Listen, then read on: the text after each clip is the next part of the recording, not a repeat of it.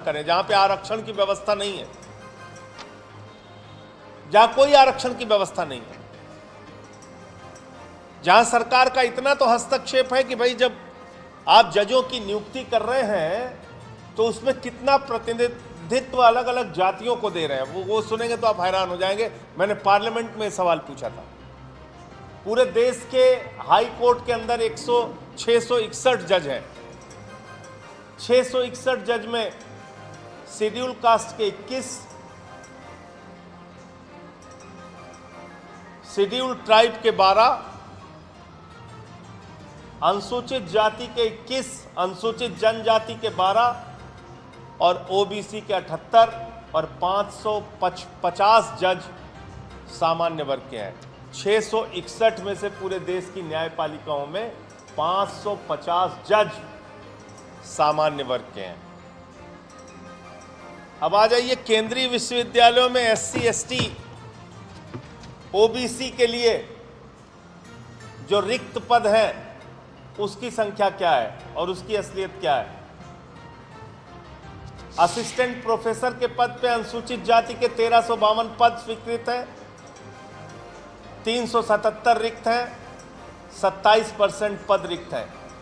अनुसूचित जनजाति के 696 पद स्वीकृत हैं, 463 कार्यरत हैं, 233 यानी कि 33% पद रिक्त हैं।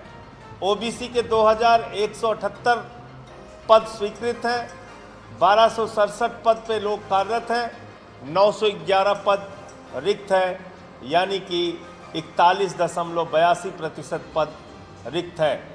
दिव्यांगों के 308 पद स्वीकृत हैं, 151 कार्यरत हैं, 157 रिक्त हैं यानी कि लगभग 50% पद रिक्त हैं, खाली हैं। ये देश के विश्वविद्यालयों की हालत है और मैं आपके सामने बड़ी विनम्रता पूर्वक पूछना चाहता हूं, जब आपने एक एक करके सरकारी कंपनियों को बेच दिया तो सिर्फ आप कंपनियों को नहीं बेच रहे हैं बल्कि इस देश के एससी, एसटी, ओबीसी के भविष्य को भी बेच रहे हैं, क्योंकि प्राइवेट कंपनियों में आरक्षण की व्यवस्था नहीं है। सरकारी कंपनियों में, सरकारी संस्थाओं में आरक्षण की व्यवस्था है। जब आपने सरकारी कंपनी को बेच दिया तो लाखों की संख्या में हिंदुस्तान के अंदर एससी, एसटी, ओबीसी का हक आपने मार लिया। उस पे आपका क्या जवाब है, आप बताइए। ये जो मैंने आंकड़े आपके सामने रखे, इस पे क्या जवाब है, आप बताइए। इतना ही नहीं, लेटरल एंट्री के जरिए इस सरकार ने ज्वाइंट सेक्रेटरी के पद पर नियुक्ति की है। लेटरल एंट्री के जरिए आउटसोर्सिंग एक शब्द चलाया जाता है। आज किस तरह से नौकरियां खाई जा रही हैं, सोचिए आप।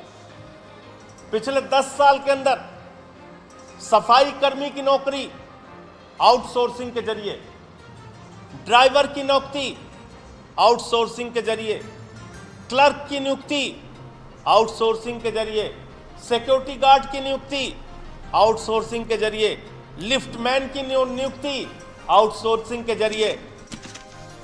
तो संजय सिंह को आप सुन रहे थे। कुल मिला के सरकार का एक